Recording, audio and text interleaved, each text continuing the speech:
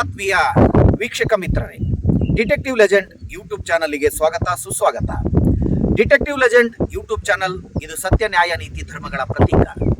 ನಾನು Brahmananda Reddy, advocate cum journalist. Karnataka ರಾಜ್ಯದಲ್ಲಿ, ಅದರಲ್ಲೂ ವಿಶೇಷವಾಗಿ ಇಡೀ ದೇಶಕ್ಕೆ ಅನ್ನವನ್ನು ಕೊಡ್ತಕ್ಕಂಥ ರೈತರನ್ನು ನಾವು ಏನಂತ ಕರಿತೀವಿ, ದೇಶದ ಬೆನ್ನೆಲುಬು ಅಂತ ಕರಿತೀವಿ. ದೇಶದ ಬೆನ್ನೆಲುಬಾಗಿರ್ತಕ್ಕಂಥ ರೈತರ ಸೊಂಟಗಳನ್ನು ಮುರಿಯೋದಕ್ಕೆ ಹೊರಟಿರ್ತಕ್ಕಂಥದ್ದು ಯಾರು ಅಂದರೆ ನಮ್ಮ ಕರ್ನಾಟಕದ ರಣಧೀರ ಕಂಠೀರವನ ವಂಶಸ್ಥನೆಂದು ಹೇಳಿಕೊಳ್ತಾ ಇರ್ತಕ್ಕಂಥ ಈ ಕರ್ನಾಟಕ ರಾಜ್ಯದ ಬಂಡ ಭ್ರಷ್ಟ ಮುಖ್ಯಮಂತ್ರಿ ಮತ್ತು ರೈತ ವಿರೋಧಿ ಮುಖ್ಯಮಂತ್ರಿ ಮತ್ತು ಸರ್ವಾಧಿಕಾರಿ ಮುಖ್ಯಮಂತ್ರಿ ಡಿ ಕೆ ಶಿವಕುಮಾರ್ ಅಂತಕ್ಕಂಥ ಮಾತನ್ನು ಈ ಸಂದರ್ಭದಲ್ಲಿ ನಾನು ಹೇಳೋದಕ್ಕೆ ಇಷ್ಟಪಡ್ತೀನಿ. ಇವಾಗ ಡಿ ಕೆ ಶಿವಕುಮಾರ್ ಅವರಿಗೆ ಏನಾದರೂ ಈ ನಾಡಿನ ಬಗ್ಗೆ ಕಾಳಜಿ ಅಂತಕ್ಕಂಥದ್ದು ಇದ್ದಿದ್ರೆ, ಅಥವಾ ಏನಾದರೂ ತಾನು ಒಕ್ಕಲಿಗರ ವಂಶದಲ್ಲಿ, ಒಕ್ಕಲಿಗರ ಜನಾಂಗದಲ್ಲಿ ಜನ್ಮವನ್ನು ತಾಳಿದ್ದೇನೆ ಅಂತಕ್ಕಂತಹ ಒಂದು ಹೆಮ್ಮೆ ಅಂತಕ್ಕಂಥದ್ದು ಏನಾದರೂ ಇದ್ದಿದ್ರೆ, ಮತ್ತು ಇನ್ನೂ ಮುಂದುವರೆದು ಹೇಳೋದಾದ್ರೆ, ಇವತ್ತೇನು ನಿನ್ನೆ ಕೆಂಪೇಗೌಡರ ಒಂದು ಜಯಂತಿಯನ್ನ ಆಚರಣೆ ಮಾಡ್ತಕ್ಕಂಥ ಒಂದು ಸೋಗಿನಲ್ಲಿ ಮುಖವಾಡವನ್ನು ತೊಟ್ಟುಕೊಂಡು ಡಿ ಕೆ ಶಿವಕುಮಾರ್ ಕೆಂಪೇಗೌಡರ ಜಯಂತಿಯನ್ನ ಆಚರಣೆ ಮಾಡ್ತಕ್ಕಂಥ ಒಂದು ಸಂದರ್ಭದಲ್ಲಿ ಕೆಂಪೇಗೌಡರ ಏನು ಬೆಂಗಳೂರು ನಗರದ ನಿರ್ಮಾತೃ ಕೆಂಪೇಗೌಡರು ಅಂತಂದು ಇವರು ಏನು ಡಿ ಕೆ ಶಿವಕುಮಾರ್ ಅಂತಕ್ಕಂಥವ್ರು ಬಿಟ್ಟಿ ಪ್ರಚಾರವನ್ನ ರಾಜಕೀಯವಾಗಿ ತೆಗೆದುಕೊಳ್ಳಬೇಕು ಅಂತ ಕಾರ್ಯಕ್ರಮಗಳನ್ನ ಮಾಡ್ತಾರಲ್ಲ. ಕೆಂಪೇಗೌಡರ ಹೆಸರಲ್ಲಿ ನಾವು ಸಾವಿರಾರು ಸಸಿಗಳನ್ನು ನೆಟ್ಟಿದ್ದೇವೆ, ಅದು ದಾಖಲೆಯ ಪ್ರಮಾಣದ ಸಸಿಗಳನ್ನು ನೆಟ್ಟಿದ್ದೇವೆ, ಅದೇನು ವಿಶ್ವ ದಾಖಲೆ ಆಗುವಷ್ಟರ ಮಟ್ಟಿಗೆ ಸಸಿಗಳನ್ನು ನೆಟ್ಟಿದ್ದೇವೆ ಅಂತ ನಮ್ಮ ಭ್ರಷ್ಟ ಮಾಧ್ಯಮಗಳನ್ನು ಖರೀದಿ ಮಾಡಿ ಆ ಭ್ರಷ್ಟ ಮಾಧ್ಯಮಗಳಲ್ಲಿ ಇವರು ಫೋಜನ್ನ ಕೊಟ್ಟಿದ್ರಲ್ಲ ಡಿ ಕೆ ಶಿವಕುಮಾರ್. ಮತ್ತು ಒಕ್ಕಲಿಗರ ಅಗ್ರಮಾನ್ಯ ಯಾರಾದರೂ ಸಂತರು ಸ್ವಾಮೀಜಿಗಳು ಇಡೀ ದೇಶದ ಗಮನವನ್ನ ಸೆಳೆದಿದ್ದಾರೆ ಅಂತ ನಾನು ನೋಡೋದಾದ್ರೆ ಅದು ನಾಥ ಪಂಥದ ನಿರ್ಮಲ ನಂದ ಶ್ರೀಗಳು, ಮತ್ತೆ ವಿಶೇಷವಾಗಿ ಬಾಲಗಂಗಾಧರನಾಥ ಶ್ರೀಗಳ ಶಿಷ್ಯರಾಗಿರ್ತಕ್ಕಂಥ ನಿರ್ಮಲಾನಂದ ಶ್ರೀಗಳು ಕೆಂಪೇಗೌಡರ ಜಯಂತಿಯಲ್ಲಿ ಪಾಲ್ಗೊಂಡಿದ್ರು ಡಿ ಕೆ ಶಿವಕುಮಾರ್ ಅವರ ಜೊತೆಯಲ್ಲಿ. ಇವಾಗ ಡಿ ಕೆ ಶಿವಕುಮಾರ್ ನಾಡಪ್ರಭು ಕೆಂಪೇಗೌಡರ ಹೆಸರಿನಲ್ಲಿ ಒಕ್ಕಲಿಗ ಜನಾಂಗದ ಸಮುದಾಯದ ಅಸ್ಮಿತೆಯಾಗಿ ಕರ್ನಾಟಕ ರಾಜ್ಯದ ಅಗ್ರಮಾನ್ಯ ಮುಖ್ಯಮಂತ್ರಿಗಳಾಗಿ ಪ್ರಮಾಣ ವಚನವನ್ನ ಸ್ವೀಕರಿಸಿ ಇವರು ಮಾಡಿದ ಮೊಟ್ಟ ಮೊದಲ ಕೆಲಸ ಏನಪ್ಪಾ ಅಂದ್ರೆ ವಿದ್ಯಾರ್ಥಿಗಳಿಗೆ ಉಚಿತ ಬಸ್ ಪಾಸ್ ಕೊಡ್ತಕ್ಕಂಥದ್ದು. ಉಚಿತ ಬಸ್ ಪಾಸ್ ಅನ್ನ ಕೊಡ್ತಿದಾರೇನು ಅಂತ ನಾವು ಹೋಗಿ ವಿದ್ಯಾರ್ಥಿಗಳನ್ನ ವಿಚಾರಿಸಲಾಗಿ ವಿದ್ಯಾರ್ಥಿಗಳು ಹೇಳಿದ್ರು, ಸರ್ ಇನ್ನೂ 1 ವರ್ಷ ನಾವು ಬಸ್ ಫ್ರೀಯಾಗಿ ಓಡಾಡ್ತೀವಿ ಅಂತ ತಿಳ್ಕೊಂಡಿದ್ದೀವಿ, ಆದ್ರೆ ಹಣವನ್ನ ಕಟ್ಟಿಸ್ಕೊಳ್ತಿದ್ದಾರೆ ಅಂತ. ಆಮೇಲೆ ನಾವು ಇದೇ ನಮ್ಮ ಡಿಟೆಕ್ಟಿವ್ ಲೆಜೆಂಡ್ ಯೂಟ್ಯೂಬ್ ಚಾನಲ್ಲಿ 2 ವರದಿಗಳನ್ನು ಮಾಡಿದ ಮೇಲೆ ನಮ್ಮ ಇಂಟೆಲಿಜೆನ್ಸಿ ವಿಂಗಿನವರು ಡಿ ಕೆ ಶಿವಕುಮಾರ್ ಅವರಿಗೆ ಮಾಹಿತಿಯನ್ನು ಕೊಟ್ಟು ಮತ್ತೆ ಅವ್ರು ಏನು ಮಾಡಿದ್ರು, ಡಿ ಕೆ ಶಿವಕುಮಾರ್ ಮತ್ತು ಸಾರಿಗೆ ಸಚಿವರಾಗಿರ್ತಕ್ಕಂಥ ಭೈರತಿ ಸುರೇಶ್ ಇಬ್ರು ಸೇರ್ಕೊಂಡು ವಿದ್ಯಾರ್ಥಿಗಳಿಗೆ ಉಚಿತ ಬಸ್ ಪಾಸ್ ಅನ್ನ ಕೊಟ್ರು. ತದನಂತರದಲ್ಲಿ ಇವರು ವಿದ್ಯಾರ್ಥಿಗಳಿಗೆ ಬಸ್ ಪಾಸ್ ಕೊಟ್ಟಿದ್ದೇವೆ ಅಂತಕ್ಕಂಥ ಫೋಜ್ಗಳನ್ನು ಕೊಟ್ಟು ಸೀದಾ ಅವರು ಕೈ ಇಟ್ಟಿದ್ದು ಯಾವುದಕ್ಕೆ ಅಂದ್ರೆ ಬಿಡದಿ ಟೌನ್ಶಿಪ್ ಮತ್ತು AICT ನಿರ್ಮಾಣದ ಹೆಸರಿನಲ್ಲಿ ರೈತರ ಜಮೀನುಗಳನ್ನ ಕೊಳ್ಳೆ ಹೊಡಿತಕ್ಕಂಥ ಮತ್ತು ರೈತರ ಬದುಕುಗಳನ್ನ ಜೀವನಗಳನ್ನ ನಿರ್ನಾಮ ಮಾಡ್ತಕ್ಕಂಥ ಕೆಲಸಕ್ಕೆ ಡಿ ಕೆ ಶಿವಕುಮಾರ್ ಕೈ ಇಟ್ರು. ಆದ್ರೆ ನಾನು ಒಂದು ವಿಷಯವನ್ನ ಡಿ ಕೆ ಶಿವಕುಮಾರ್ ಅಂತಕ್ಕಂಥ ಈ ಕರ್ನಾಟಕದ ರಾಜಕೀಯ ರಂಗದ ಟ್ರಬಲ್ ಶೂಟರ್ಗೆ ನಾನು ಇಲ್ಲಿ ಜ್ಞಾಪಿಸೋದಕ್ಕೆ ಇಷ್ಟಪಡ್ತೀನಿ. ಈ ಬೆಂಗಳೂರು ನಗರವನ್ನ ಇಷ್ಟು ದೊಡ್ಡದಾಗಿ ವಿಶಾಲವಾಗಿ ಕಟ್ಟಿ ಇಡೀ ಜಗತ್ತಿಗೆ ಕೊಡುಗೆ ಕೊಟ್ಟಂತಹ ನಾಡಪ್ರಭು ಕೆಂಪೇಗೌಡರ ಏನು ಸಮುದಾಯದಲ್ಲಿ ಜನಾಂಗದಲ್ಲಿ ಜನಿಸಿರ್ತಕ್ಕಂಥ ಡಿ ಕೆ ಶಿವಕುಮಾರ್ ಯಾವತ್ತಾದ್ರೂ ಹೋಗಿ ನಾಡಪ್ರಭು ಕೆಂಪೇಗೌಡರು ಜನನವನ್ನ ತಾಳಿರ್ತಕ್ಕಂಥ ಒಂದು ಸ್ಥಳಕ್ಕೆ ಹೋಗಿ ಆ ಕೆಂಪೇಗೌಡರ ಸ್ಮಾರಕವನ್ನ ನಿರ್ಮಾಣ ಮಾಡ್ತಕ್ಕಂಥದ್ದು ಇರ್ಬೋದು, ಮತ್ತು ಕೆಂಪೇಗೌಡರ ಏನು ದೂರದೃಷ್ಟಿ ಇತ್ತಲ್ಲ, ಸಾವಿರಾರು ವರ್ಷಗಳ ದೂರದೃಷ್ಟಿ ನಾಡಪ್ರಭು ಕೆಂಪೇಗೌಡರಿಗಿದ್ದಂಥದ್ದು. ಅಂತ ಸಾವಿರಾರು ವರ್ಷಗಳ ದೂರದೃಷ್ಟಿ ಯಾವ ಕಾಳಜಿ ಮತ್ತು ಕಳಕಳಿಯಿಂದ ಇತ್ತು ನಾಡಪ್ರಭು ಕೆಂಪೇಗೌಡರಿಗೆ ಅಂತಕ್ಕಂಥ ವಿಚಾರಗಳನ್ನ ಈ ಡಿ ಕೆ ಶಿವಕುಮಾರ್ ಅಧ್ಯಯನ ಮಾಡದೆ ಮಾಧ್ಯಮಗಳನ್ನು ಖರೀದಿಸಿ ಮುಖ್ಯಮಂತ್ರಿ ಆಗೋದಕ್ಕೆ ಸರ್ಕಸ್ ಅನ್ನ ಮಾಡಿ ರಾಜ್ಯದಲ್ಲಿ ಮುಖ್ಯಮಂತ್ರಿಗಳಾದ್ರು. ನಾಡಪ್ರಭು ಕೆಂಪೇಗೌಡರು ಸಾವಿರಾರು ವರ್ಷಗಳ ದೂರದೃಷ್ಟಿಯನ್ನು ಇಟ್ಕೊಂಡು ಬೆಂಗಳೂರು ಅಂತಕ್ಕಂತಹ ಜಗತ್ತು ತಿರುಗಿ ನೋಡಲೇಬೇಕಾಗಿರ್ತಕ್ಕಂಥ ಒಂದು ಕರ್ನಾಟಕದ ಕ್ಯಾಪಿಟಲ್ ಸಿಟಿಯನ್ನ ಕಟ್ಟಿಕೊಟ್ರು ಸಾವಿರಾರು ವರ್ಷಗಳ ಹಿಂದೆ. ಈ ಇತಿಹಾಸವನ್ನ ನಮ್ಮ ಡಿ.ಕೆ. ಶಿವಕುಮಾರ್ ಓದ್ಕೊಂಡಿಲ್ಲ. ನಾಡಪ್ರಭು ಕೆಂಪೇಗೌಡರ ಹೆಸರಿನಲ್ಲಿ ಅವರ ಕುಟುಂಬಸ್ಥರಿಗೆ ಸರ್ಕಾರದಿಂದ ಯಾವ ಸಕಲ ರಾಜ ಮರ್ಯಾದೆಗಳನ್ನ ಕೊಟ್ಟು ಅವರ ಬದುಕುಗಳನ್ನ ಒಂದು ಬೆಳಕಿನೆಡೆಗೆ ಕೊಂಡೊಯ್ಯಬೇಕಾಗಿತ್ತು. ಆ ಕೆಲಸವನ್ನ ಡಿ.ಕೆ. ಶಿವಕುಮಾರ್ ಮಾಡಲಿಲ್ಲ. ಮತ್ತು ನಾಡಪ್ರಭು ಕೆಂಪೇಗೌಡರ ಹೆಸರಿನಲ್ಲಿ ಸ್ಮಾರಕವನ್ನ ಕಟ್ಟಿ ನಾಡಪ್ರಭು ಕೆಂಪೇಗೌಡರಿಗಿದ್ದಂತ ದೂರದೃಷ್ಟಿ ಆ ಬೆಂಗಳೂರು ನಗರ ಅಂತಕ್ಕಂಥದ್ದನ್ನ ಇವತ್ತು ಜಗತ್ತಿನ ಅತಿ ದೊಡ್ಡ ಕ್ಯಾಪಿಟಲ್ ಸಿಟಿ ಅನ್ನುವಷ್ಟರ ಮಟ್ಟಿಗೇನು ನಾಡಪ್ರಭು ಕೆಂಪೇಗೌಡರು ಕಟ್ಟಿದ್ರಲ್ಲ ಈ ಬೆಂಗಳೂರು ನಗರವನ್ನ, ಆ ಒಂದು ದೂರದೃಷ್ಟಿಯಲ್ಲಿ ಹೊಸ ಚಿಂತನೆಯನ್ನ ಅಧ್ಯಯನಗಳ ಮೂಲಕ ಏನಾದರೂ ಡಿ.ಕೆ. ಶಿವಕುಮಾರ್ ಕರ್ನಾಟಕದ ರಾಜಕಾರಣದಲ್ಲಿ ವಶ ಸಂಶೋಧನೆ ಆವಿಷ್ಕಾರಗಳೊಂದಿಗೆ ಏನಾದರೂ ಈ ಕರ್ನಾಟಕ ರಾಜ್ಯಕ್ಕೆ ಮತ್ತು ಕರ್ನಾಟಕದ ರಾಜಧಾನಿ ಬೆಂಗಳೂರು ನಗರಕ್ಕೆ ಏನಾದರೂ ಇವರು ನಾಡಪ್ರಭು ಕೆಂಪೇಗೌಡರ ರೀತಿಯಲ್ಲಿ ಅದ್ಭುತವಾಗಿರ್ತಕ್ಕಂಥ ಕೊಡುಗೆಗಳನ್ನ ಕೊಡ್ತಾರೆ ಅಂತ ನಾವೆಲ್ಲ ಭಾವಿಸಿದ್ವಿ. ಆದರೆ ವಾಸ್ತವದಲ್ಲಿ ಇವತ್ತೇನಾಯ್ತು, ನಮ್ಮ ಡಿ.ಕೆ. ಶಿವಕುಮಾರ್ ಅಂತಕ್ಕಂಥ ಈ ಉದ್ಯಮಿ, ರಾಜಕೀಯ cum business man, real estate ಉದ್ಯಮಿಗಳನ್ನ ಜೊತೆಗೆ ಹಾಕೊಂಡು ಬಿಡದಿಯ 10,000 ಎಕರೆ ಜಮೀನನ್ನ ರೈತರಿಂದ ಬಲವಂತವಾಗಿ ಕಿತ್ಕೊಂಡು ಇವರು ಬಿಡದಿಯಲ್ಲಿ ಟೌನ್ಶಿಪ್ ಅನ್ನ ನಿರ್ಮಾಣ ಮಾಡ್ತೇನೆ, ಆರ್ಟಿಫಿಷಿಯಲ್ ಇಂಟೆಲಿಜೆನ್ಸಿ ಸಿಟಿಯನ್ನ ನಾನು ನಿರ್ಮಾಣ ಮಾಡ್ತೇನೆ ಅಂತಕ್ಕಂಥ AI ಸಿಟಿಯನ್ನ ನಿರ್ಮಾಣ ಮಾಡ್ತೀನಿ ಅಂತಕ್ಕಂತಹ ಆ ಒಂದು ಸರ್ವಾಧಿಕಾರಿಯಾಗಿರ್ತಕ್ಕಂಥ ಧೋರಣೆಯನ್ನ ಮತ್ತು ರೈತ ವಿರೋಧಿಯಾಗಿರ್ತಕ್ಕಂಥ ಧೋರಣೆಯನ್ನ ಮತ್ತು ಅದರಲ್ಲೂ ವಿಶೇಷವಾಗಿ ಸರ್ಕಾರದ ಬೊಕ್ಕಸದಿಂದ ಬೆರಳೆಣಿಕೆಯಷ್ಟು ಅವರಿಗೆ ಪರಿಹಾರವನ್ನು ಕೊಡೋದ್ರ ಮೂಲಕ ರೈತರನ್ನ ಸಂಪೂರ್ಣವಾಗಿ ರೈತರ ಜೀವನಗಳನ್ನ, ಬದುಕುಗಳನ್ನ, ಕುಟುಂಬಗಳನ್ನ ನಿರ್ಮೂಲನೆ ಮಾಡಿ ಅವರ ಬದುಕುಗಳನ್ನ ಸರ್ವನಾಶ ಮಾಡಿ ಇವತ್ತು ಡಿ.ಕೆ. ಶಿವಕುಮಾರ್ ಅಟ್ಟಹಾಸ ಮೆರೆದು ಕೊಟ್ಟಿದಾರಲ್ಲ. ಫಸ್ಟ್ ಡಿ.ಕೆ. ಶಿವಕುಮಾರ್ ಅವರು ಒಬ್ರು ರೈತರ ಮಗ ಅಂತ ಹೇಳ್ಕೊಳ್ತಕ್ಕಂಥ, ರೈತ ಕುಟುಂಬದಿಂದ ಬಂದಿರತಕ್ಕಂಥ ಮತ್ತು ರೈತಾಪಿ ವರ್ಗದ, ರೈತಾಪಿ ಸಮುದಾಯದ, ಒಕ್ಕಲಿಗರ ಜನಾಂಗದಲ್ಲಿ ಸಮುದಾಯದಲ್ಲಿ ಜನನವನ್ನ ತಾಳಿ ಬಿಡದಿಯ ರೈತರ ಮೇಲೆ ಇವತ್ತು ಏನು ಮಾರಣಾಂತಿಕವಾಗಿರ್ತಕ್ಕಂಥ ಮತ್ತು ಅದರಲ್ಲೂ ವಿಶೇಷವಾಗಿ ಏಹಿಯ ಕೃತ್ಯವೇನೋ ಎಂಬುವಂತೆ ಅವರು ಕಾನೂನು ಬಾಹಿರ ಕೃತ್ಯಗಳಲ್ಲಿ ತೊಡಗಿಸಿಕೊಂಡು, ಸಂವಿಧಾನ ಬಾಹಿರ ಕೃತ್ಯಗಳಲ್ಲಿ ತೊಡಗಿಸಿಕೊಂಡು, ಪ್ರಜಾಪ್ರಭುತ್ವ ವಿರೋಧಿ ಕೃತ್ಯಗಳಲ್ಲಿ ತೊಡಗಿಸಿಕೊಂಡು ಏನು ಬಿಡದಿಯ ರೈತರ ಜೀವನಗಳನ್ನ, ಬದುಕುಗಳನ್ನ ಮತ್ತು ಅವರ ಕುಟುಂಬಗಳನ್ನ 10,000 ಎಕರೆ ಕೃಷಿ ಜಮೀನನ್ನ ವಶಪಡಿಸಿಕೊಳ್ಳೋದ್ರ ಮೂಲಕ, ಸ್ವಾಧೀನಪಡಿಸಿಕೊಳ್ಳುವುದರ ಮೂಲಕ ಇವರು ಏನು ಬಿಡದಿ ರೈತರ ನಿರ್ನಾಮ ಮಾಡದು ಕೊಟ್ಟಿದ್ದಾರಲ್ಲ, ಇದು ನಿಜಕ್ಕೂ ಕೂಡ ಡಿ.ಕೆ. ಶಿವಕುಮಾರ್ಗೆ ಅತ್ಯಂತ ದುಬಾರಿ ಆಗುತ್ತೆ.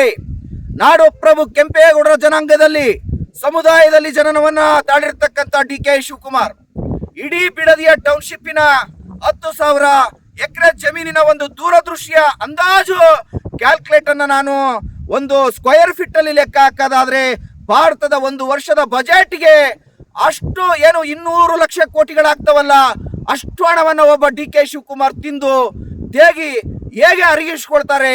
ಅವ್ರದ್ದು ಒಂದು ಹೊಟ್ಟೆನ ಕನ್ನಂಬಾಡಿ ಕಟ್ಟೆನ ಅಂತಕ್ಕಂಥ ಪ್ರಶ್ನೆಗಳೊಂದಿಗೆ ಇನ್ನೂ ಮುಂದುವರೆದು ನಾನು ಡಿ.ಕೆ. ಶಿವಕುಮಾರ್ ಸರ್ಕಾರವನ್ನ, ಕಾಂಗ್ರೆಸ್ ಪಕ್ಷದ ಸರ್ಕಾರವನ್ನ, ಡಾಕ್ಟರ್ ಜಿ ಪರಮೇಶ್ವರ್ ನೇತೃತ್ವದ ಸರ್ಕಾರವನ್ನ ಮತ್ತು ಬಿ.ಕೆ. ಹರಿಪ್ರಸಾದ್ ನೇತೃತ್ವದ ಸರ್ಕಾರವನ್ನ, ಸೋನಿಯಾ ಗಾಂಧಿ, ರಾಹುಲ್ ಗಾಂಧಿ, ಪ್ರಿಯಾಂಕಾ ಗಾಂಧಿ ನೇತೃತ್ವದ ಈ ಕಾಂಗ್ರೆಸ್ ರೈತ ವಿರೋಧಿ, ಸರ್ವಾಧಿಕಾರಿ, ಪ್ರಜಾಪ್ರಭುತ್ವ ವಿರೋಧಿ, ಸಂವಿಧಾನ ವಿರೋಧಿ, ಕಾನೂನು ವಿರೋಧಿ, ನೀತಿ ನಿಯಮ ನಿರೂಪಣೆಗಳಿಗೆ ವಿರೋಧವಾಗಿ ಕೆಲಸ ಮಾಡತಕ್ಕಂಥ ಈ ಡಿ.ಕೆ. ಶಿವಕುಮಾರ್ ಕಾಂಗ್ರೆಸ್ ನೇತೃತ್ವದ ಗಾಂಧಿ ಕುಟುಂಬದ ಸರ್ಕಾರವನ್ನ ಅತ್ಯಂತ ಘಂಟಾಘೋಷವಾಗಿ, ನಿರ್ಭೀತಿಯಿಂದ ನಿಷ್ಠೂರವಾಗಿ ಏನು ಸಾವಿರಾರು ಬಿಡದಿಯ ರೈತರ ಕುಟುಂಬಗಳ ಪರವಾಗಿ, ಬಿಡದಿಯ ರೈತರ ಕುಟುಂಬಗಳ ಜೀವನಗಳು, ಬದುಕುಗಳ ಪರವಾಗಿ ಅವರ ಏನು ಹಸುಗಳಿದಾವೆ, ಕುರಿಗಳಿದಾವೆ, ಎಮ್ಮೆಗಳಿದಾವೆ, ಅವರ ಏನು ವ್ಯವಸಾಯೋತ್ಪನ್ನ ಅದರಲ್ಲೂ ವಿಶೇಷವಾಗಿ ಕೃಷಿ ಭೂಮಿಗಳಿದಾವಲ್ಲ, ಅವುಗಳನ್ನೆಲ್ಲ ಉಳಿಸಿಕೊಳ್ತಕ್ಕಂಥ ನಿಟ್ಟಿನಲ್ಲಿ ಈ ರಾಜ್ಯದ ಏನು ಅಗ್ರಮಾನ್ಯ ಮಣ್ಣಿನ ಮಕ್ಕಳು ಮತ್ತು ರೈತರ ಮಕ್ಕಳು ಎಂದು ಹೇಳಿಕೊಂಡು ಈ ರಾಜ್ಯವನ್ನ ಆಡಳಿತವನ್ನ ನಡೆಸಿರ್ತಕ್ಕಂಥ ಮತ್ತು ರೈತರ ಸಾಲವನ್ನ ಮನ್ನಾ ಮಾಡಿರ್ತಕ್ಕಂಥ ಕುಮಾರಸ್ವಾಮಿ ಅಂತಕ್ಕಂತಹ ಎಂಟೆದೆಯ ಬಂಟ ಕರ್ನಾಟಕದ ರಣಧೀರ ಕಂಠೀರವ ಮತ್ತು ಅದರಲ್ಲೂ ವಿಶೇಷವಾಗಿ ಹಳೆ ಮೈಸೂರು ಪ್ರಾಂತ್ಯದ ಒಕ್ಕಲಿಗರ ಮೇರು ವ್ಯಕ್ತಿತ್ವದ ಕೀರ್ತಿ ಕಳಶವಾಗಿರ್ತಕ್ಕಂಥ ಸರ್ವಶ್ರೇಷ್ಠ ರೈತ ಮುಖಂಡ ಕುಮಾರಸ್ವಾಮಿರವರು ನಿಜಕ್ಕೂ ಕೂಡ ಅವರು ಒಂದು ಅನಾರೋಗ್ಯದ ಪರಿಸ್ಥಿತಿಯಲ್ಲಿ ಮತ್ತು ಹೃದಯ ಸಂಬಂಧಿ ಕಾಯಿಲೆಗಳಿರುವಂತ ಸಂದರ್ಭದಲ್ಲೂ ಕೂಡ ಅವರು ಏನು ಬಿಡದಿಯ ರೈತರ ಪರವಾಗಿ ಬೈರಮಂಗಲದಲ್ಲಿ ಒಂದು ಟೆಂಟ್ ಅನ್ನ ಹಾಕೊಂಡು ಒಂದು ವೇದಿಕೆಯನ್ನ ಕಟ್ಟಿಕೊಂಡು ಸಾವಿರಾರು ಜನ ರೈತರೊಂದಿಗೆ ನ್ಯಾಯವನ್ನ ಕೇಳ್ತಕ್ಕಂತ ಕಾರ್ಯಕ್ರಮವನ್ನು ಹಮ್ಮಿಕೊಂಡಿದ್ರು. ಮತ್ತೆ ಡಿ.ಕೆ. ಶಿವಕುಮಾರ್ ಅವರಿಗೆ ಅಲ್ಲಿ ಪಂಥಾಹ್ವಾನವನ್ನ ಕೊಟ್ಟು ಮುಕ್ತವಾಗಿರ್ತಕ್ಕಂಥ ರೈತರೊಂದಿಗೆ ಚರ್ಚೆ ಮಾಡ್ತಕ್ಕಂಥ ಒಂದು ವೇದಿಕೆಯನ್ನ ನಿರ್ಮಾಣ ಮಾಡಿಕೊಂಡು ಅವರು ಬೈರಮಂಗಲದಲ್ಲಿ ರೈತರೊಂದಿಗೆ ಕಾಯ್ತಾ ಇದ್ರು. ಆದ್ರೆ ನಮ್ಮ ಕ್ರಾಂತಿಕಾರಿ ಮುಖ್ಯಮಂತ್ರಿಗಳಾಗಿರ್ತಕ್ಕಂಥ ಡಿ.ಕೆ. ಶಿವಕುಮಾರ್ ಯಾವುದೇ ಕಾರಣಕ್ಕೂ ಬೈರಮಂಗಲದ ಕಡೆ ತಲೆ ಕೂಡ ಹಾಕಿ ಮಲಗಲಿಲ್ಲ. ಕಾರಣ ಏನಪ್ಪಾ ಅಂದ್ರೆ ಡಿ.ಕೆ. ಶಿವಕುಮಾರ್ ಪ್ರೆಸ್ ಮೀಡಿಯಾಗಳ ಮುಂದೆ ಸ್ಟೇಟ್ಮೆಂಟ್ ಅನ್ನ ಕೊಡ್ತಾ ಇದ್ರು. ನಾನು ಅವರ ರೈತರ ಹೊಲ ಗದ್ದೆಗಳಿಗೆ ನುಗ್ಗುತ್ತೇನೆ, ರೈತರು ನನಗೆ ಬಟ್ಟೆಯನ್ನು ಹರಿದು ಒಡೆದರೂ ಚಿಂತೆ ಇಲ್ಲ, ನಾನು ಹೋಗಿ ರೈತರನ್ನ ಕಂಡು ಸಿಟಿ ನಿರ್ಮಾಣವನ್ನ ಬಿಡದಿಯಲ್ಲಿ ಮಾಡ್ತೀನಿ, ಟೌನ್ಶಿಪ್ ಅನ್ನ ನಾನು ಬಿಡದಿಯಲ್ಲಿ ನಿರ್ಮಾಣ ಮಾಡ್ತೀನಿ ಅಂತಕ್ಕಂಥ ಮಾತನ್ನ ಡಿ.ಕೆ. ಶಿವಕುಮಾರ್ ಹಿಂದೆ ಮಾಧ್ಯಮಗಳಿಗೆ ಅದು ಮುಖವಾಡವನ್ನ ಧರಿಸಿಕೊಂಡು ಫೋಜ್ ಕೊಟ್ಟು ಮಾತನಾಡಿದ್ದನ್ನ ಈ ಕರ್ನಾಟಕದ ಜನ ನಾವು ಯಾರೂ ಮರ್ತಿಲ್ಲ. ಆದ್ರೆ ಇಲ್ಲಿ ಏನಾಯ್ತು, ನಿನ್ನೆ ಕುಮಾರಸ್ವಾಮಿರವರು ವೇದಿಕೆಯನ್ನ ಅದು ಏನು ರೆಡಿ ಮಾಡಿ ರೈತರನ್ನೆಲ್ಲ ಕರೆಸಿ ರೈತರ ಜೊತೆಯಲ್ಲಿ ವೇದಿಕೆ ಮೇಲೆ ಕುಮಾರಸ್ವಾಮಿ ಅವರು ಕುಂತು ಡಿ.ಕೆ. ಶಿವಕುಮಾರ್ಗೆ ಒಂದು ರತ್ನ ಖಚಿತವಾಗಿರ್ತಕ್ಕಂಥ ವಜ್ರ ಖಚಿತವಾಗಿರ್ತಕ್ಕಂಥ ಒಂದು ಕುರ್ಚಿಯನ್ನ ಸಿಂಹಾಸನದ ರೂಪದಲ್ಲಿ ಖಾಲಿ ಬಿಟ್ಟು ಚರ್ಚೆಗೆ ಬರ್ತಾರೆ. ನಮ್ಮ ಮುಖ್ಯಮಂತ್ರಿಗಳು ಎಂಟೆದೆಯ ಬಂಟ ಗಂಡು ಬೇರುಂಡ ಕರ್ನಾಟಕದ ಅದರಲ್ಲೂ ವಿಶೇಷವಾಗಿ ರಣಧೀರ ಕಂಠೀರವ ಅಂತಕ್ಕಂಥ ಒಂದು ನಿಟ್ಟಿನಲ್ಲಿ ಕುಮಾರಸ್ವಾಮಿ ಅವರು ಕಾಯ್ತಿದ್ರು. ಡಿ.ಕೆ. ಶಿವಕುಮಾರ್ ತಲೆ ಹಾಕ್ಲಿಲ್ಲ. ಬೈರಮಂಗಲದ ಬಿಡದೆಯ ರೈತರ ವಿಚಾರಕ್ಕೆ ಸಂಬಂಧಪಟ್ಟಂತೆ ಮುಕ್ತವಾಗಿರ್ತಕ್ಕಂಥ ಚರ್ಚೆಗೆ ಅದು ಜನತಾ ನ್ಯಾಯಾಲಯದಲ್ಲಿ ಅಂತ ಒಂದು ಪಲಾಯನವಾದದ ರಣ ಹೇಳಿ ಮುಖ್ಯಮಂತ್ರಿ ಆಗಿರ್ತಕ್ಕಂಥ ಡಿ.ಕೆ. ಶಿವಕುಮಾರ್ ಅವರೇ, ನೀವು ಯಾವ ನನ್ನ ಕರ್ನಾಟಕದ ಹೆಮ್ಮೆಯ ನಾಡಪ್ರಭು ಕೆಂಪೇಗೌಡರ ಜನಾಂಗದಲ್ಲಿ ಸಮುದಾಯದಲ್ಲಿ ಜನನವನ್ನ ತಾಳಿ ಅವರು ಎಷ್ಟು ವಿಶಾಲವಾಗಿರ್ತಕ್ಕಂಥ ಬೆಂಗಳೂರು ನಗರವನ್ನ ನಿರ್ಮಾಣ ಮಾಡಿಕೊಟ್ರು. ಇಡೀ ಜಗತ್ತೇ ನಿಬ್ಬೆರಗಾಗಿ ಬೆಂಗಳೂರಿನ ಕಡೆ ನೋಡುತ್ತದೆ. ಜಗತ್ತಿನ ಪ್ರವಾಸಿಗರು ಇವತ್ತಿಗೂ ಕೂಡ ಬೆಂಗಳೂರನ್ನ ಬಂದು ನೋಡ್ತಾರೆ. ಕಬ್ಬನ್ ಅಂತಕ್ಕಂಥ ವ್ಯಕ್ತಿ ಕಬ್ಬನ್ ಪಾರ್ಕ್ ಅನ್ನ ನಿರ್ಮಾಣ ಮಾಡ್ದ. ಎಷ್ಟು ವಿಶಾಲವಾಗಿರ್ತಕ್ಕಂಥ ಬೆಂಗಳೂರು ನಗರವನ್ನ ಎತ್ತರವಾದ ಸೀಮೆಯನ್ನ ಒಳ್ಳೆ ಗಾಳಿ ಬೆಳಕು ಮಳೆಯನ್ನ ಕೊಡ್ತಕ್ಕಂಥ ಒಂದು ನಾಡನ್ನ ಕಟ್ಟಿದ್ರಲ್ಲ ಕೆಂಪೇಗೌಡರು. ಆ ಕೆಂಪೇಗೌಡರ ನಾಡಿನಲ್ಲಿ ಕೆಂಪೇಗೌಡರ ಮಕ್ಕಳ ನೀವು ಜಮೀನುಗಳನ್ನ ಕಿತ್ಕೊಂಡು ರಿಯಲ್ ಎಸ್ಟೇಟ್ ದಂಧೆಗಳನ್ನ ಮಾಡಿಕೊಂಡು ಒಂದು 200 ಲಕ್ಷ ಕೋಟಿನ ಲಾಭ ಆಗುತ್ತೆ. ಹೈಕಮಾಂಡ್ ಮುಖಕ್ಕೊಂದು 10 ಲಕ್ಷ ಕೋಟಿನೋ 20 ಲಕ್ಷ ಕೋಟಿನೋ ಎಷ್ಟು ಗಾಂಧಿ ಕುಟುಂಬಕ್ಕೆ ನಾನೊಂದು 180-190 ಲಕ್ಷ ಕೋಟಿಗಳನ್ನ ನುಂಗಿ ನೀರು ಕುಡಿದು ಈ ಕರ್ನಾಟಕನ ಸಾಯವರಿಗೆ ನಾನೇ ಆಡಳಿತ ಮಾಡಿ ಎಲ್ಲರನ್ನೂ ದೋಚಿ ಎಲ್ಲರನ್ನೂ ನಿರ್ನಾಮ ಮಾಡಿ ಡಿ.ಕೆ. ಶಿವಕುಮಾರ್ ಅಣ್ಣವರೇ, ನಾಡಪ್ರಭು ಕೆಂಪೇಗೌಡರ ಮಾದರಿಯಲ್ಲಿ ನೀವು ಒಂದು ಏನು ಟೌನ್ಶಿಪ್ ನಿರ್ಮಾಣ ಮಾಡೋದು ಕೊಟ್ಟಿದ್ರಲ್ಲ, ನಾಡಪ್ರಭು ಕೆಂಪೇಗೌಡರು ಇಡೀ ಬೆಂಗಳೂರು ನಗರ ನಿರ್ಮಾಣ ಮಾಡಿದ್ರು. ನೀವು ಒಂದು ಟೌನ್ಶಿಪ್ ನಿರ್ಮಾಣ ಮಾಡೋದಾದ್ರೆ ಡಿ.ಕೆ. ಶಿವಕುಮಾರ್ ಅಣ್ಣವರೇ, ಬನ್ನಿ ಉತ್ತರ ಕರ್ನಾಟಕ, ಹೈದರಾಬಾದ್ ಕರ್ನಾಟಕ, ಮುಂಬೈ ಕರ್ನಾಟಕದಲ್ಲಿ 10,000 ಎಕರೆ ಜಮೀನಲ್ಲ 50,000 ಎಕರೆ ಜಮೀನು ಕೊಡ್ತೀನಿ.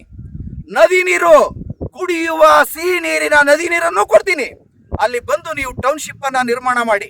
International level, globalisation level, privatisation level, liberalisation level, ಏನು ಕಾಂಗ್ರೆಸ್ಸಿನ ಉದಾರೀಕರಣ ನೀತಿ, ಖಾಸಗೀಕರಣ ನೀತಿ ಮತ್ತು ಜಾಗತೀಕರಣದ ನೀತಿಯ ಹರಿಕಾರರಾಗಿರ್ತಕ್ಕಂಥ ಭಾರತದ ಇಂದಿನ ಆರ್ಥಿಕ ಏನು ಸಮಗ್ರತೆಗೆ ಮತ್ತು ಆರ್ಥಿಕ ಐಕ್ಯತೆಗೆ ಆರ್ಥಿಕ ಶಕ್ತಿ ಕೇಂದ್ರವಾಗಿ ಒಂದು ದೂರದೃಷ್ಟಿ ಇಟ್ಕೊಂಡು ಕೆಲಸ ಮಾಡಿದಂಥ PV ನರಸಿಂಹರಾವ್ ಅವರ ಶೈಲಿಯಲ್ಲಿ, ಮಾಜಿ ಪ್ರಧಾನಮಂತ್ರಿ ಭಾರತ ರತ್ನ ದಿವಂಗತ PV ನರಸಿಂಹರಾವ್ ಶೈಲಿಯಲ್ಲಿ ದೂರದೃಷ್ಟಿ ಇಟ್ಕೊಂಡು ಬನ್ನಿ, ಎಂತ ಒಂದು ಆರ್ಥಿಕವಾಗಿರ್ತಕ್ಕಂಥ ಕೋಟೆಯನ್ನ ಕಟ್ಟಿ ನಿಮಗೆ ಯಾವ್ಯಾವ ಅಡ್ವೈಸ್ ಬೇಕು ನೋಡ್ರಿ, ಇಂಟರ್ನ್ಯಾಷನಲ್ ಎಕನಾಮಿಕಲ್ ಎಕ್ಸ್ಪರ್ಟ್ಗಳ ಕಡೆಯಿಂದ ನಿಮಗೆ ರಿಪೋರ್ಟ್ ಕೊಡ್ಸೋಣ. ಯಾವ ರೀತಿ ಒಂದು ರಾಜ್ಯ ಕಟ್ಟಬೇಕು ಎಲ್ಲ ರೀತಿ ನಿಮಗೆ ಇಲ್ಲೋಡ್ರಿ ಮಾರ್ಗದರ್ಶನ ಮಾಡೋಣ, ನಿಮಗೆ ಗೈಡ್ಲೈನ್ಸ್ ಕೊಡೋಣ, ನಿಮಗೆ ಒಂದು ಕೈಪಿಡಿ ಕೊಡೋಣ, ಒಂದು ರೂಲ್ಸು ರೆಗ್ಯುಲೇಷನ್ಸು ನಾರ್ಮ್ಸು ಸ್ವಾಮಿ ಇರ್ಬೇಕು ಸ್ವಾಮಿ. ಬರೇ ದುಡ್ಡು ಮಾಡೋದೇ ಒಂದು ಜೀವನ ಅಲ್ಲ. DK ಶಿವಕುಮಾರ್ ಅವರೇ, ಬಿಟ್ಬಿಡಿ ಈ ಯೋಜನೆ. ನೋಡಿ, ನೀವೇನಾದರೂ 10,000 ಎಕರೆ ಜಾಗಕ್ಕೋಸ್ಕರ ಬಿಡದಿ ರೈತರ ಮೇಲೆ ಒಂದು ವೇಳೆ ಅಮಾನವೀಯವಾಗಿ ನಡ್ಕೊಂಡಿದ್ದೆ ಆದರೆ, ಒಂದು ಮೃಗೀಯ ಒಂದು ಸ್ವಭಾವದಲ್ಲಿ ನೀವೇನಾದರೂ ನಡ್ಕೊಂಡಿದ್ದೆ ಆದರೆ, ಖಂಡಿತವಾಗಿಯೂ ನಾನು ಹೇಳ್ತೀನಿ, ಭಾರತ ದೇಶದಲ್ಲಿ ಕಾಂಗ್ರೆಸ್ ಪಕ್ಷ ಸರ್ವನಾಶವಾಗುತ್ತದೆ. ಇಡೀ ದೇಶದಲ್ಲಿ ಉಳಿದಿರೋದೇ ಒಂದು ಫುಲ್ ಮೆಜಾರಿಟಿ ಗೌರ್ಮೆಂಟ್ ಅಂದ್ರೆ ಅದು ಕರ್ನಾಟಕ ರಾಜ್ಯದಲ್ಲಿ. ಅದು DK ಶಿವಕುಮಾರ್ ಅಂತಕ್ಕಂಥ ಚಂಡ ಪ್ರಚಂಡ, ಅದು ಏನು ಬಿಸಿನೆಸ್ ಮ್ಯಾನ್ ರಾಜಕಾರಣಿಯನ್ನ ಮುಖ್ಯಮಂತ್ರಿಯಾಗಿ ನಮ್ಮ ತಲೆ ಕಟ್ಟಿ ಕಾಂಗ್ರೆಸ್ ಹೈಕಮಾಂಡ್ ಇವತ್ತಲ್ರಿ 10,000 ಎಕರೆ ಬಿಡದಿ ರೈತರ ಜಮೀನು ನುಂಗ್ಬಿಟ್ರೆ DK ಶಿವಕುಮಾರ್, ರೈತರೆಲ್ಲಿ ಹೋಗ್ತಾರೆ? ರೈತರು ಈ ದೇಶದ ಬೆನ್ನೆಲುಬು, ರೈತರೇ ಈ ದೇಶದ ಅತಿ ದೊಡ್ಡ ಆಸ್ತಿ, ಈ ಜಗತ್ತಿನ ಅತಿ ದೊಡ್ಡ ಆಸ್ತಿ ರೈತರು. ಹಾಗಾಗಿ ರೈತರ ವಿಷಯಕ್ಕೆ ಹೋಗ್ಬೇಡ್ರಿ. ರೈತರ ವಿಷಯಕ್ಕೆ ಹೋಗಿರ್ತಕ್ಕಂಥ ಯಾವ ಸರ್ಕಾರಗಳು ಯಾವ ಪಕ್ಷಗಳು ಈ ದೇಶದಲ್ಲಿ ಉಳಿದಿಲ್ಲ, ಮುಂದೇನೂ ಕೂಡ ಉಳಿಯಲ್ಲ. ಹಾಗಾಗಿ ನಾನು ಅಂತಿಮವಾಗಿ ಕಾಂಗ್ರೆಸ್ ಹೈಕಮಾಂಡ್ಗೆ ಒಂದು ರಿಕ್ವೆಸ್ಟ್ ರೂಪದಲ್ಲಿ, ಒಂದು ಎಚ್ಚರಿಕೆ ರೂಪದಲ್ಲಿ, ಕಟ್ಟುನಿಟ್ಟಾಗಿ ಕಡ್ಡಿ ತುಂಡಾದಂಗೆ ಹೇಳೋದೇನಪ್ಪ ಅಂದರೆ, ಒಂದು ಕೆಲಸ ಮಾಡಿ, ಬಿಡದಿ ರೈತರ ವಿಚಾರಕ್ಕೆ ಸಂಬಂಧಿಸಿದಂತೆ ಕಾಂಗ್ರೆಸ್ ಪಕ್ಷ ತಪ್ಪನ್ನು ತಿದ್ಕೋಬೇಕು. ಅದು ಹೈಕಮಾಂಡ್ ಇರ್ಬೋದು, DK ಶಿವಕುಮಾರ್ ಇರ್ಬೋದು, ಹರಿಪ್ರಸಾದ್ ಇರ್ಬೋದು, ಡಾಕ್ಟರ್ G ಪರಮೇಶ್ವರ್ ಇರ್ಬೋದು, ಯಾರೇ ಆಗಿರ್ಬೋದು, ತಮ್ಮ ತಪ್ಪುಗಳನ್ನು ತಾವು ತಿದ್ಕೋಬೇಕು. ಒಂದು ವೇಳೆ ಇವರು ತಪ್ಪು ತಿದ್ದುಕೊಳ್ಳದೆ ಮುಂದುವರಿಯೋದಾದರೆ ನಾನೇನು ರಿಕ್ವೆಸ್ಟ್ ಮಾಡ್ತೀನಿ ಅಂದರೆ, ಈ BJP ಮತ್ತು ಏನು JDSನ ಧುರೀಣರು ಮುತ್ಸದಿಗಳು ನೇತಾರರು ಇದ್ರಲ್ಲ ಈ ರಾಜ್ಯದಲ್ಲಿ, ಅದು HD ಕುಮಾರಸ್ವಾಮಿ ಅವರು ಇರ್ಬೋದು, ದೇವೇಗೌಡರು ಇರ್ಬೋದು, ನಿಖಿಲ್ ಕುಮಾರಸ್ವಾಮಿ ಇರ್ಬೋದು, ವಿಜೇಂದ್ರ ಇರ್ಬೋದು, ಅಶೋಕ್ ಇರ್ಬೋದು, ಮತ್ತು ನರೇಂದ್ರ ಮೋದಿರವರು ಇರ್ಬೋದು, ಈ ದೇಶದ ಹೆಮ್ಮೆಯ ಪ್ರಧಾನಿ ನರೇಂದ್ರ ಮೋದಿರವರು, ಮತ್ತು ಭಾರತದ ರಾಜಕೀಯ ರಂಗದ ಚಾಣಕ್ಯ ಮತ್ತು ಸಾಮ್ರಾಟ ಚಕ್ರವರ್ತಿ ಅಂದ್ರೂ ತಪ್ಪಾಗಲ್ಲ ಅಮಿತ್ ಶಾ, ತಾವುಗಳೆಲ್ಲ ಸೇರಿ 1,000 ಜನ ಅಡ್ವೊಕೇಟ್ಗಳನ್ನ, ಎಕ್ಸ್ಪರ್ಟ್ ಅಡ್ವೊಕೇಟ್ಗಳನ್ನ ನೀವು ಅರೇಂಜ್ ಮಾಡೋದು ದೊಡ್ಡದಲ್ಲ.